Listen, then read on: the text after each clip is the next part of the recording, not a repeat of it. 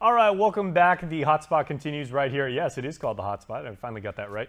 And joining me now in the KUM News Zoom room is Captain Mark Scotty. He's a public affairs officer with the Guam National Guard. Cap, Hafaday and good morning. Last time I saw you actually was face to face, but about from maybe like 60 feet away, was at the Liberation Parade. So first of all, absolutely fantastic job with you, like helping out and also representing with the Guard, all there in uniform, the marching units, the gear that you guys brought. Fantastic job.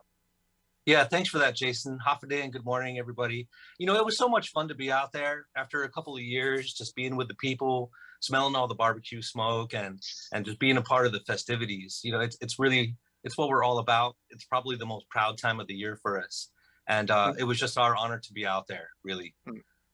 Now, you've emphasized this, Cap, like over the years, you know, so important to any military unit is the concept of Esprit De Corps, right? Teamwork, you know, cohesion, chemistry, however you want to phrase it, right? Given the fact that, you know, it's not like your units have not stopped marching and, you know, not stopped serving. I mean, you guys are always on guard. But given the fact that they were actually able to participate in the Liberation Parade now for the first time in almost 3 years, and, you know, so many of the Guam Guards, you know, they were born and raised here. I mean, this is their DNA. It's in our blood, and our obligation as Guamanians to participate. Did they give any feedback to you about what that meant to them to be able to march? Yeah, this year was a little bit more special. Not that other years weren't special, Jason, but like we said, we're coming out of COVID for the past couple of years. And a lot of these soldiers and airmen had a direct impact on the outcome of this pandemic. You remember the past couple of years, they were really engaged with administering vaccines. They ran the quarantine and isolation facilities. They were in the hospitals, and they played a hand in keeping people safe and saving lives. So to celebrate that, right? This liberation was really a celebration of persevering through our faith and all of that. Mm-hmm. To have played a direct role in that, really, it meant something special. You could see it in their step.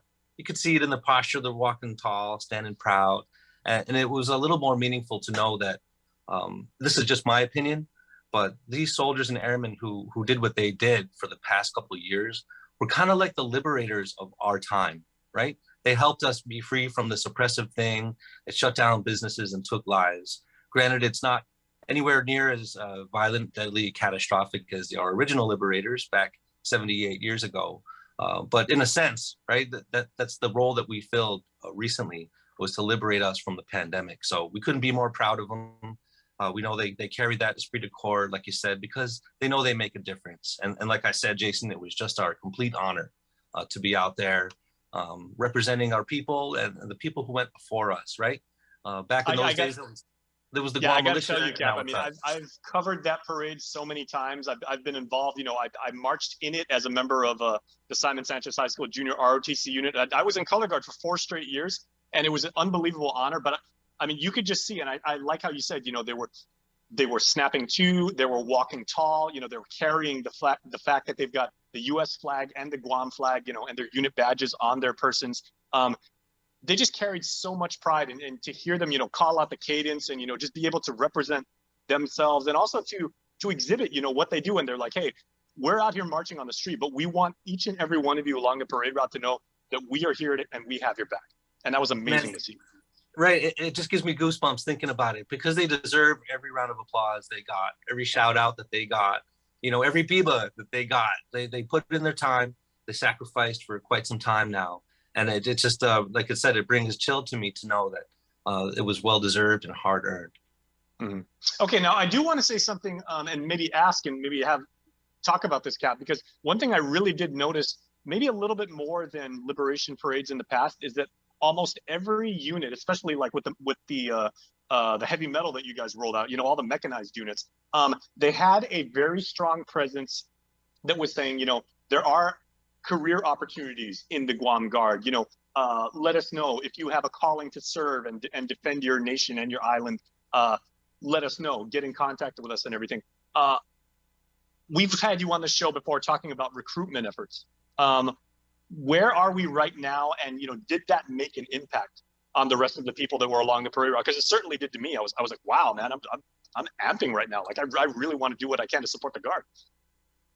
Well, thanks, Jason. And I got the number to the recruiter if you want to give him a call after this. You're more than welcome. Sure. We could use a few good people in the PAO office, too. Hey, it's a great trip to go down to the GCIC building, man. Yeah, they're there. There's also a recruiting outlet in the Camacho Landmark building in Tamuning. And we're all over Facebook and Instagram too. So just drop us a line. You know, Mhm. recruiting is an ongoing effort forever and ever.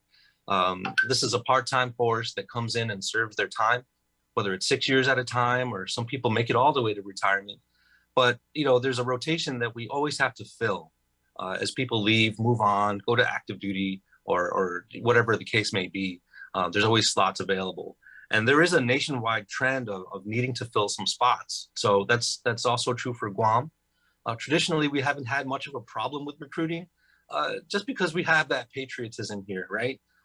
Speaking of Liberation Day, we know our history. We know what it means to have these freedoms that we enjoy. So folks are willing to participate and do their part and raise their hand. I don't foresee that we're going to have much of a problem with recruiting, but it's always a need. If this is something that you ever wanted to do, please check us out. Any of those places that we said, or, you know, I'm on Facebook, Instagram, just drop us a line, talk to a recruiter, and come on and serve. We'll be happy to have you. Now, I remember the last time I had you here in studio, you know, not on Zoom like we are today, but we were talking about the Space Force. And I absolutely love the fact that there was a Space Force unit, again, marching proud, representing the newest branch of the U.S. Armed Forces. What was that like? And did you get any like feedback from those airmen? Yeah, it's a new and exciting field. We have a brand new Space Control Squadron, which has a new name now. Forgive me for not knowing the newest name. But yeah, you're right. They basically deal with protecting the skies above the skies, right? There's satellites, there's communications, there's interference that they track. They can do all kind of cool cutting edge things that it's new to the Guam Guard for sure. And it's the new frontier that's going to have new and expanding roles as we move forward. So a lot of our soldiers, I'm sorry, our airmen who went over to the space unit came from the Air Guard, right? And there's a lot of opportunities to do new things. So if you're IT savvy, tech savvy, you like that kind of stuff, there's not going to be any shortage of innovative things to do coming up here real soon in our future. You know, for the past 20 years, Jason, the military was really focused on, they call it COIN, counterinsurgency, or like counterterrorism stuff in Iraq and Afghanistan. But moving forward, a little strategy for you. We're moving into this thing called MDO, which is multi-domain operations. There's air, sea, land, space, and cyber. So there's a refocus on some of these new, you know, tech industries and some of these cutting edge domains that are just going to be more and more relevant moving forward. So yes, lots of new opportunities. There's always going to be room for infantry. You know, you're going to have to march somewhere and punch some bad guys in the face. But we're all going to add some technical things and some new, interesting, innovative things for that as well. For people the colonel, like last time we was here, the colonel was actually saying, you know, this is the new battlefield. You know, cyberspace. This is a new avenue that we are going to have to understand, that we are going to have to protect, and we are going to have to fight to control.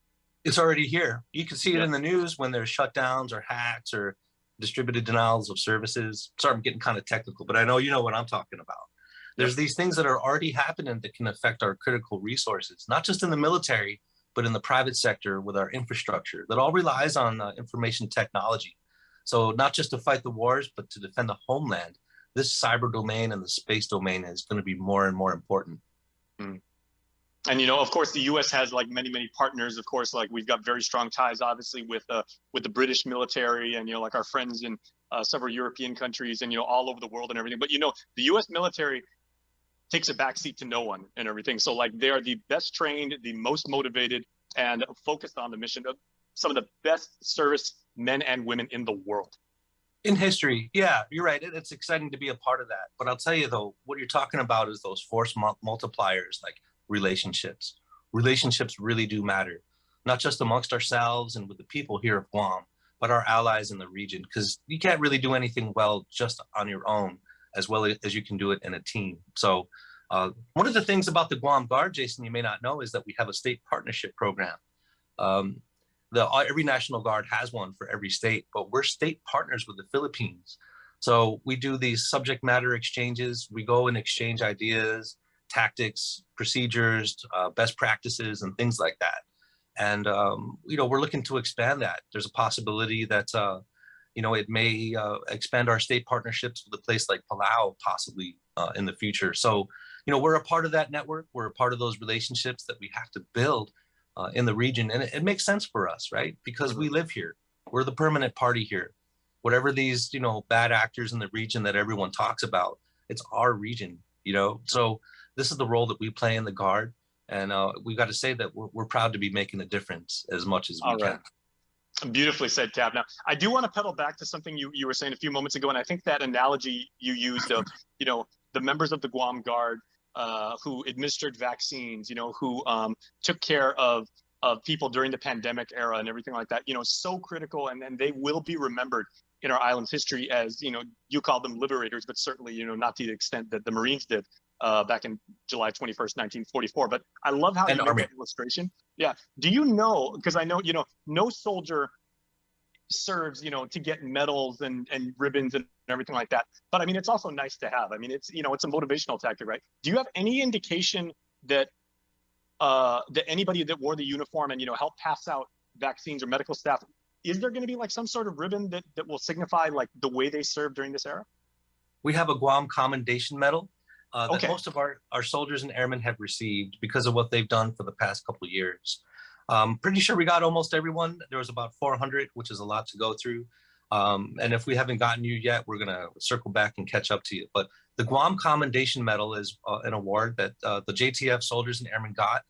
And it's a real special thing that doesn't happen very often to service of our island. So yeah, that's one of the ways, in addition to their self-pride that they can take away, knowing that they saved a lot of untold lives, for sure. It's kind of like how you meet any soldier, any sailor, any Marine, any airman, like who served during the Vietnam conflict. And if they have that Vietnam service ribbon, you immediately know, and they've got this brotherhood that, that us civilians will just never understand. So for Guam Guardsmen to be recognized, with that distinction, I think speaks volumes. Yeah, Jason, boy, when I see that Vietnam vet ribbon and the hat, I bend the knee, man. Those guys and girls, they had it rough. They really sacrificed in an environment that probably wasn't as supportive as what we enjoy now. So hats off, bend the knee. And, here in the Guam Guard, just like everywhere else, we're not perfect. I'm kind of wary of veteran worship sometimes because we have our flaws too, just like everyone else. But for what it's worth, yes, we're surrounded by people who chose to raise their hand and step up in a time of need. And just that alone, with our flaws included, is probably worth the thanks. So thanks to all those served, to the families too that sacrifice along with them. And, there's even employers that make sacrifices too when we have to stop working and come and serve. So thanks to all of the above. Absolutely. No. Now, of course, we are by no means through the pandemic era. And even some people would say, we actually talked to Dr. Nathaniel Berg, who, by the way, he himself is a distinguished retired Army vet. He was a major when he got out of the Army. Yeah, I saw that. I just got some memorized on. I saw his promotion certificate on the office. I'm like, hey, sir, I didn't know. But he was telling us, and he goes, you can classify what we're going through right now with, with coronavirus around our community as a surge. So that being the case, what is the Guard's, because the mission hasn't ended, right? But what is the Guard's involvement right now to make sure that our people still do what's right and still take care of themselves and each other? Sure. So earlier this month, we officially stepped back. We retrograded from all JTF operations. And moving forward, we do our part as members of the community to do things like keep each other safe. I went and hung out with my family a couple of weeks ago, and I was careless. And I circled back and said, look, I got symptoms. Hey, what, we need to remind each other just to be wearing our masks to protect our elders. Some of my aunties are a little immunocompromised, and it was a reminder that we don't have to be on duty to be helping each other. We could just look out for each other. The governor's policies right now is for us to be able to take care of each other instead of the mandates. And I think that's a good way forward because we know what to do. We know how to look out for each other, keep each other safe. If you're at risk, keep an extra eye on yourself and the people around you. And let's try to show that, we don't need to have the mandates to be able to do the right thing for each other. Absolutely. So the work never ends. The mission never ends. And if there is an end in sight, the Guam Guard is going to make sure that it completes this mission and do the job until it is done to absolute completion. Right, Jason. And our motto is always ready, always there. So if we need to get called back up and do whatever else, we'll be there. All right. So that being the case, I want to give you one more chance to let the community know, I mean, there are a cajillion things that you could do, in the U.S. military, whatever your background is, and now like with Space Force, you may be a little bit more on the techie side. I remember you and I are roughly the same age, but when you grew up, it's like, okay, you're physically fit. You want to be an infantryman because my uncle was in the infantry, my Nina was in the infantry. But now if you're on, the tech side, if you work with hardware, if you work with software, if you're like a chemistry person, there is a way that you could serve your country and your island, right? Tons of ways. Just in the Guard alone, which doesn't have the full complement of jobs like active duty does, we have doctors, lawyers, RNs. We have all kinds of things that you can go and get paid to do, like your industry certifications for IT, things like Net Plus, Sec Plus, all of these things that out in town cost a lot to either get the degree or get the certification. Not only can you do it here in the Guard, but you can get paid to get that education and those certifications. So all the way, like you said, from infantry all the way up to these white collar professions.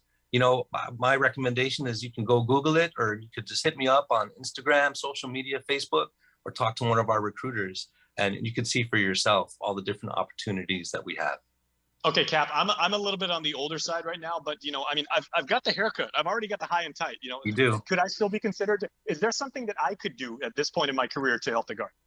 I know you could do it all, Jason, but I'm not letting you get away from here without being public affairs. I need some help, and you'll be sitting right here with me. Hey, okay, set up well, I see you've got another chair in the background and everything like that. So, maybe. That's yours. I got your name on it, ready, anytime. Hey, a chance to work with you, plus take care of the country, take care of the island and everything like that. It leaps off the page. So Captain Mark Scott with the Guam National Guard, we thank you for your service, and we thank you for your time. Thank you too, Jason. Have a good one. All right. I'm glad to know you're okay, man. Please stay tuned, everybody. The Hotspot will return.